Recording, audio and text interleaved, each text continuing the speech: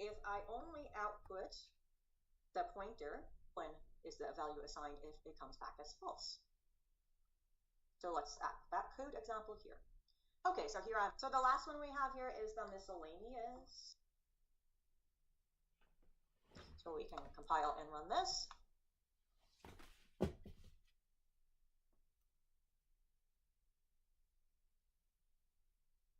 Yep, come on. Don't run away. So here you can see the output of our assignment operators: basic assignment, plus equals, minus equals, multiplication equals, division equals. And then we're using the bitwise shifting, and we are doing the bitwise operations.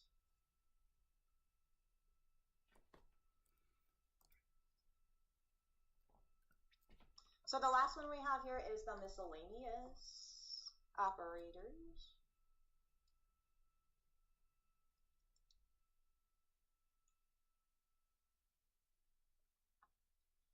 So there are some operators that look like they are functions. We already looked at the size of, and I explicitly stated that it was an operator. I know it looks like a function because it has parentheses, but it is actually an operator. So when we're first looking at the data types and the amount of memory those data types take up in that source code example,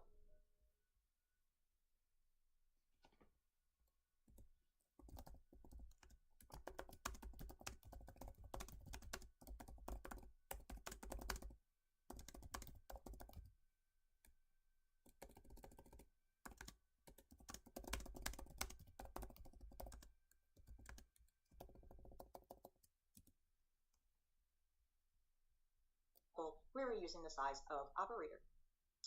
We talked about, when we're talking about variables, we talked about using the ampersand in front of variables. That ampersand says, give me the address of this variable. We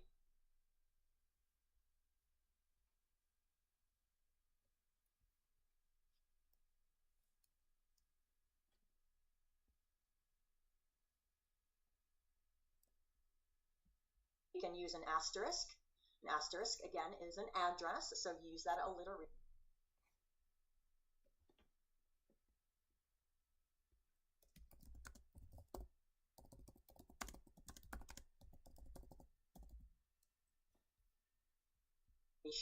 And we use the asterisk as a pointer to a variable. And then the last thing we have is what's called the ternary operator. The ternary operator is actually a conditional expression. So if the condition is true, the value after the question mark is the value assigned, and then the value after the colon is the value assigned if it comes back as false. So let's add that code example here. Okay, so here I have my variable a. I have a short b, a double c, and then I have created a pointer for an integer. So we can do the size of for these three variables, just as a reminder.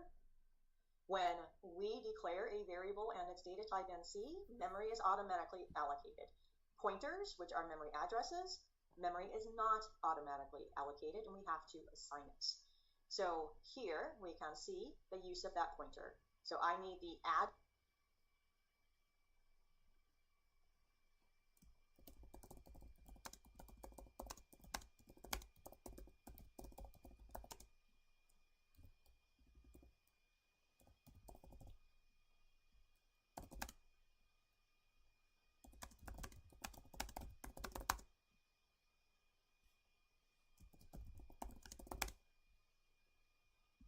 Address of a to store it in my pointer.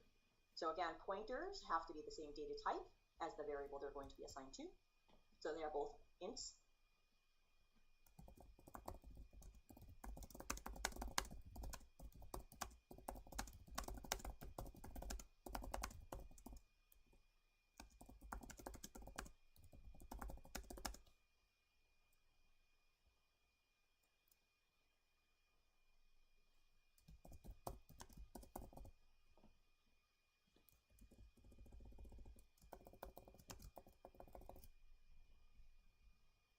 And again, this is an address, an asterisk is an address, an ampersand gives you an address. So now my pointer has the memory address of where A is at. Now they both store the same value. So one of the things about pointers, because they are memory addresses,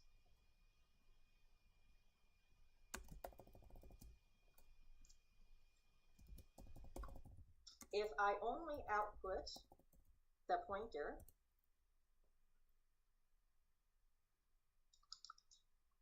we are getting a memory location. But if I want to retrieve the value that is stored associated with a pointer, we do what's called dereferencing. So we dereference the pointer to retrieve the data. And we do that by putting an asterisk in front of it, and then we will see that the value stored at the address of pointer is the same as the value of A. So here you can see I did my side. We do what's called dereferencing value. So one of the things about pointers, because they are memory addresses,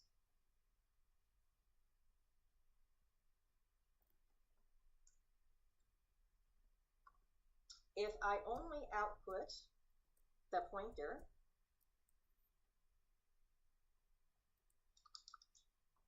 we are getting a memory location.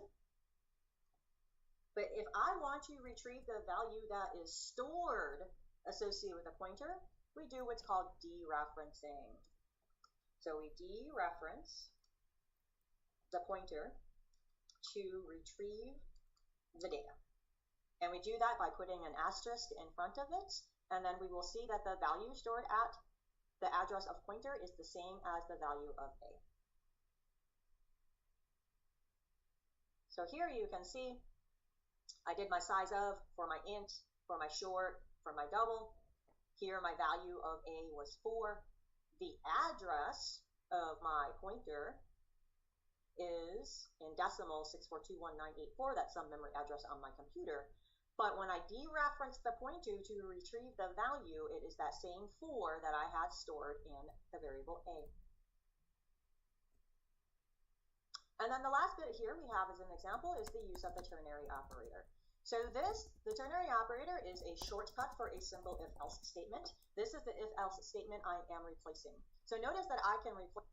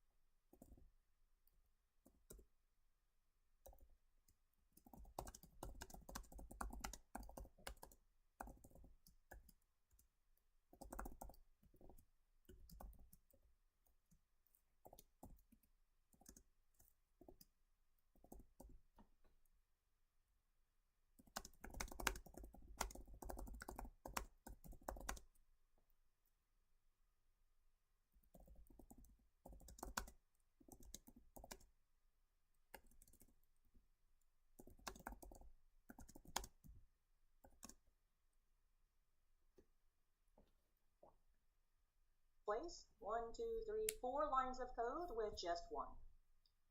So here I have my variable a is set equal to 10. If a is equal to 1, then set b to 20. If a is not equal to 1, then set b to 30. We can accomplish the exact same logic in a single line of code. So the goal is to set a value for b. So b is going to be set equal to. This is the condition that is in the if statement. If this comes back true, so between the question mark and the colon, this is the value we're setting b. So just like on line 274. If a equal to 1 comes back as false, then the value that is after the colon before the semicolon is the value we're using, 30. So it's exactly the same as line 279, where b is equal to 30. So if a equals 1, b will be 20. If a does not equal 1, then b will be 30. And then I can output the value of b. And since a was not equal to 1, my b ended up being 20. Oh, I'm sorry, my b ended up being 30. I'm totally lying to you. b is 30. Okay. And then this is the second example here. If a is equal to 10, then 20. Otherwise, it's 30. So since a is 10, that should be true, and therefore I got my 20.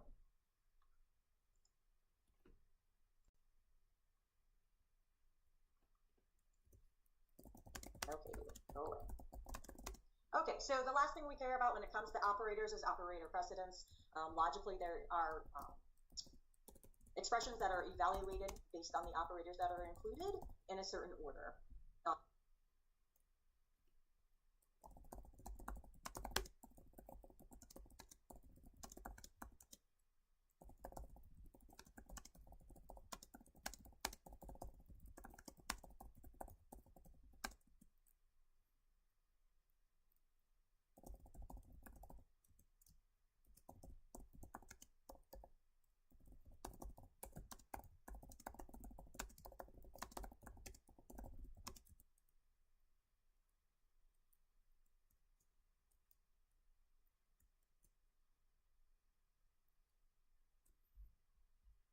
So for example, multiplication would happen before addition. So it's kind of like the rules that you learned in algebra.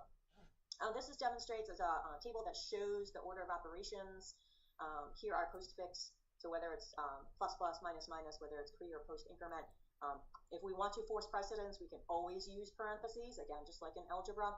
So this just shows you that these are the highest precedence, and then we have unary operators, and multiplication, addition, any of our bitwise shifting, then our relationals. Then we're looking for equality.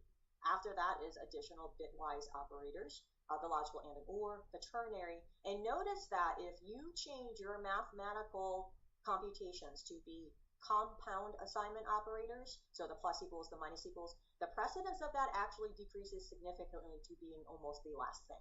The only thing that it has the lower precedence than assignment operators or compound assignment operators is the comma. So that just kind of makes a difference about how we write some of our statements. We need to keep that in mind when we're writing our logic.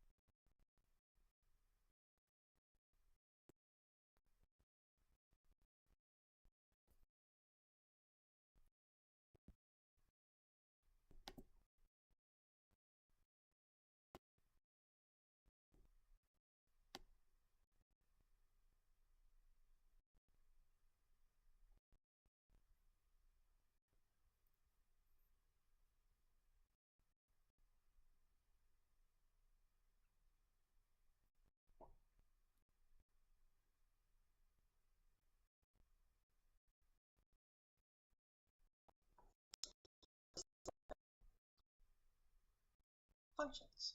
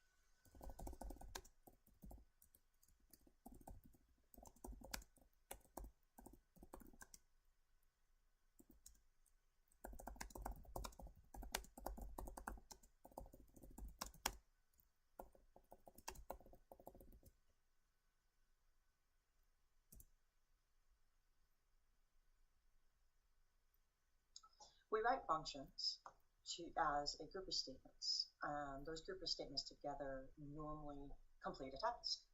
So we've already had a little bit of introduction to functions in our first assignment, since that's how in the industry we would write our software, so we are trying to mimic what you can expect professionally. So yes, we've already done functions, but we do want to talk about them in more detail as we move on in our project and continue to add more functions with different types of parameters and arguments and tasks that they accomplish. So we know that every single C program has to have at least one function, which is the main. And the main is what drives the behavior of the entire application. So we use these functions in order to divide our code up into small manageable chunks. So usually the logic based on creating a function is performing a specific task. So one of the things we've already been introduced to is the idea of a function declaration. And they're also known as function prototypes. But function declarations, or function prototypes, are listed at the beginning before our main. And what they do is inform the compiler that there will be a function definition later in this file. But for now, this is the function declaration, so it can be used prior to its actual definition. So again, we do call them prototypes as well, and declarations. So here I have function prototypes for each one of the functions I'm going to demonstrate.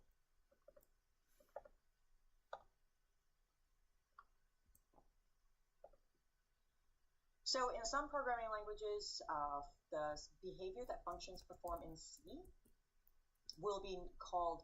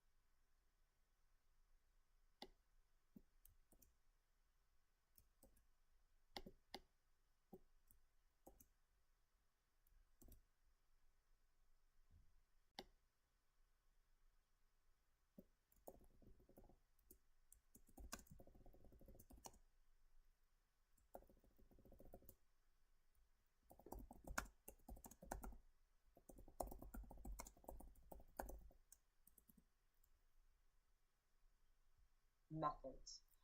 So in object-oriented programming, we will be calling those exact same blocks of code methods.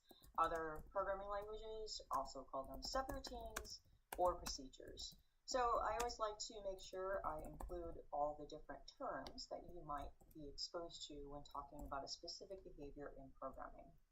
So functions are methods, subroutines, and procedures. So we already know that the C library provides a whole bunch of functions that we can use. So we've already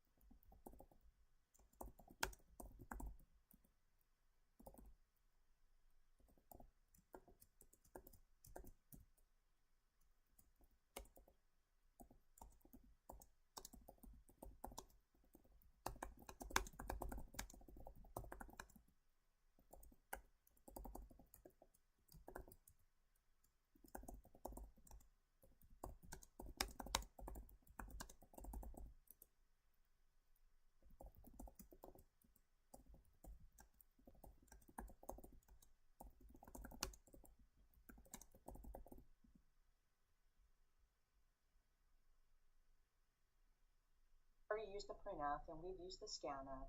And when we start working with strings, we'll look at some of the string functions. When we start doing memory allocation, we'll start using functions that are part of that library. So when we define a function, we have a very basic format we must follow. So we have our return type, we have the name of the function, then we have our parentheses, and in our parentheses is our parameter list. Then we have our open close curly braces that define the body of the function.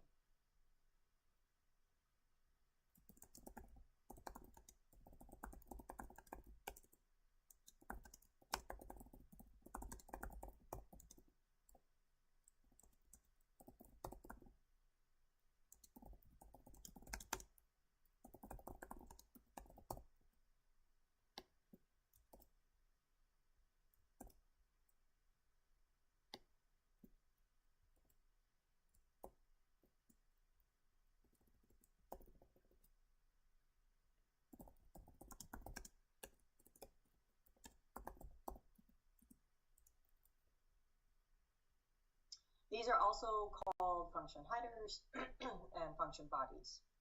So the function signature, which is the return type, the function name, and the parameter list, or the function header. And then the function body is what's inside the open close curly braces. So just a little more terminology there for you. Okay, so our return type has to be a valid C type. And in the event we have a function that won't return anything, then we would declare that return type is void. The function name is the actual name of the function. We want, which is the return type, the function name, and the parameter list, or the function header.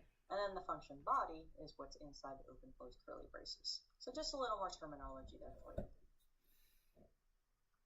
Okay, so our return type has to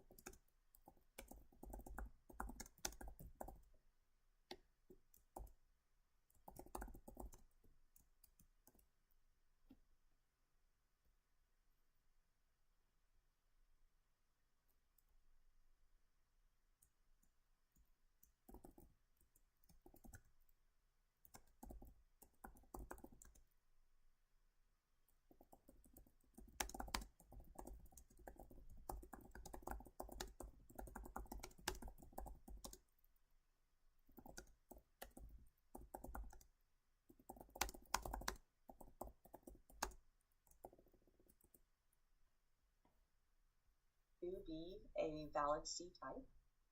And in the event we have a function that won't return anything, then we would declare that return type is void. The function name is the actual name of the function.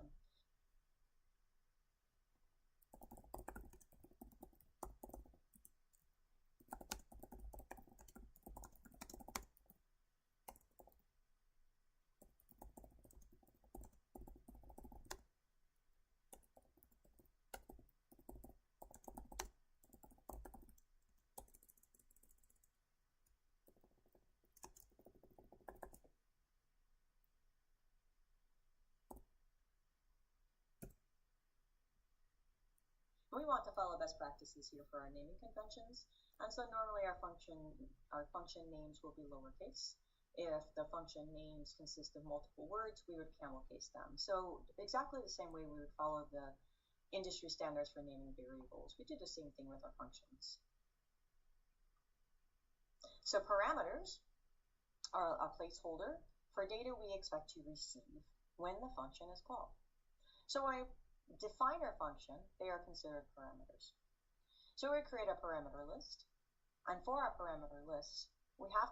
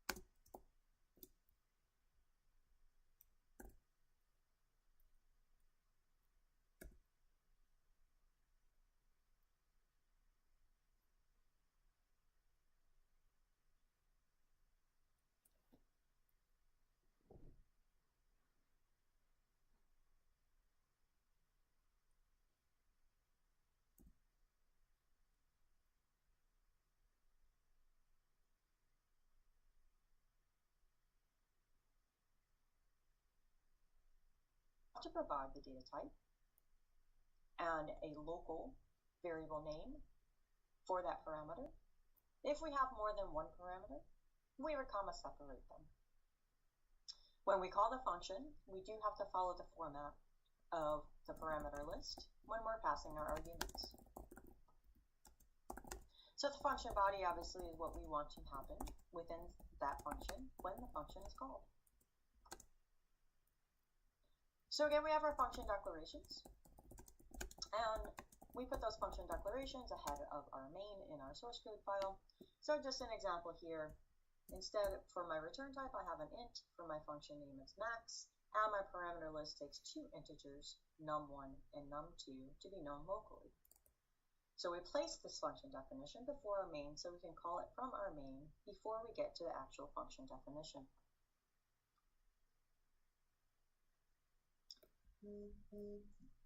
So parameter names actually are not required when you do your function declarations. So here I have two examples.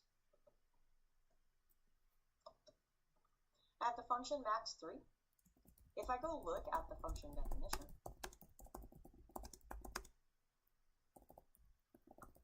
it has three integers, num1, num2, num3.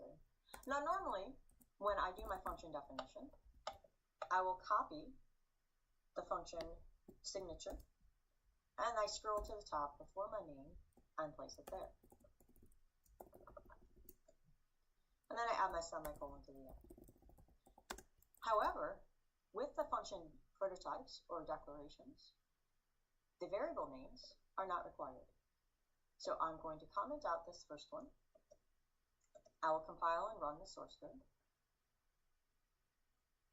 And it ran just fine.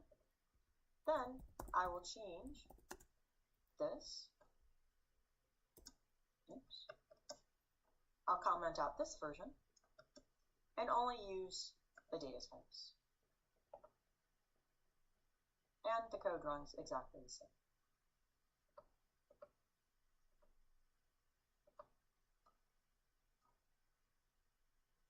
So we will learn that we can have multiple source code files. So when you're in an environment where you have multiple source code,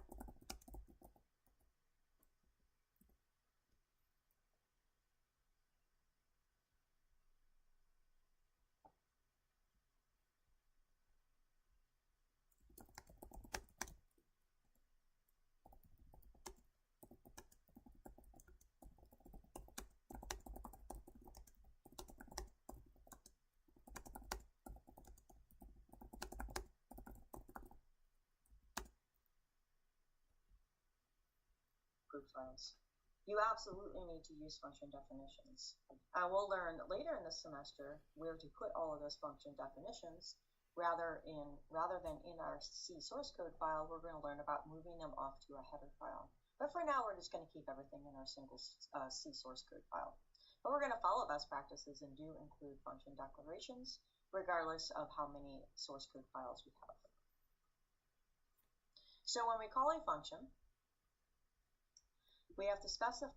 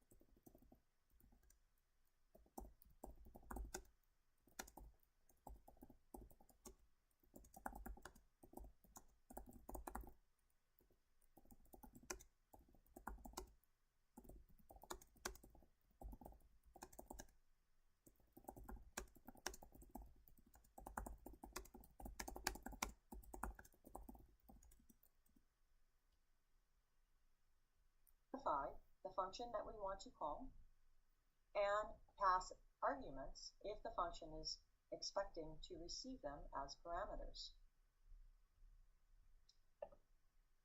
So here I have an example. In my main, I have some variables with some values that I'm going to use. And here I'm calling the function max. So if I scroll down to my function max, I need to understand what the parameters are. So here, I know that it's expecting 2 integers, and it's going to return 1 integer. So I'm receiving a value back from max. So here I have a variable called max value, and I'm going to set max value equal to return value from my function called max. So I know I am passing 2 integers because when I defined a and b up here, a is an integer and b is an integer. So I get the result back from max, so I'm passing in 25 and 50. Then we get to the function max. It receives the 25 as num1, and it receives the 50 as num2. It's based on the order that the arguments are passed, how they're assigned to the parameters in the function itself. So now I'm working with the values of 25 and 50, and I'm going to compare 25 and 50 and determine which one is larger, and then I return the result of that evaluation. So in this case, obviously the 50 is going to be larger, so result is going to store a 50.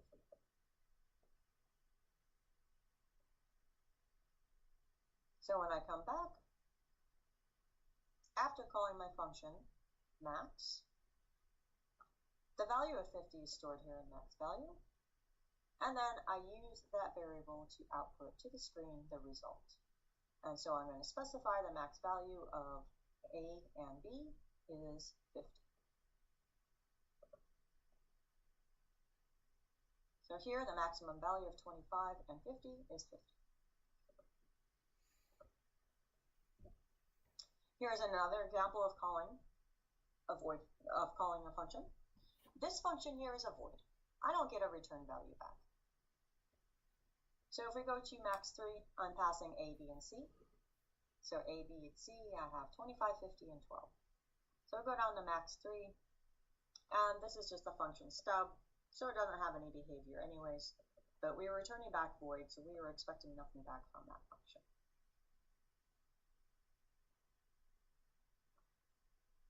So this is an example of calling a void function with no parameters. So the function printing accepts no parameters and returns nothing back. All it does is output a series of blank lines.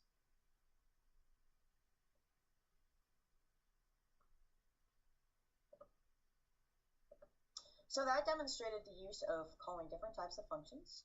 We have a function that had a return type of an integer, so we did something with that return value.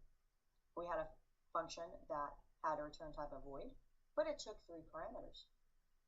Then we had a function that had a return type of void and had no parameters.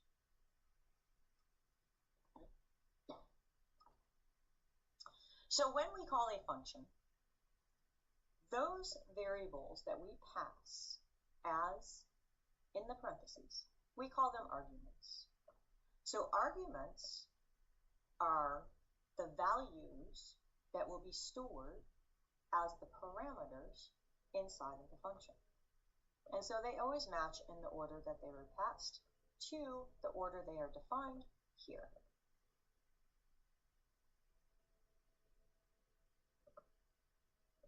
So we call them arguments. When we pass them inside of the function, they are called parameters.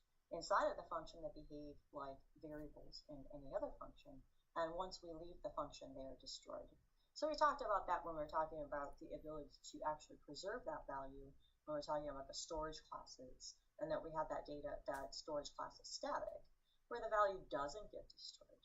So here, none of our local variables are going to be static, so all of those variables actually get destroyed. So when we do pass our function arguments, we actually have two different ways to pass them. And one is called call by value, and one is called call by reference. In call by value, when we pass those arguments, when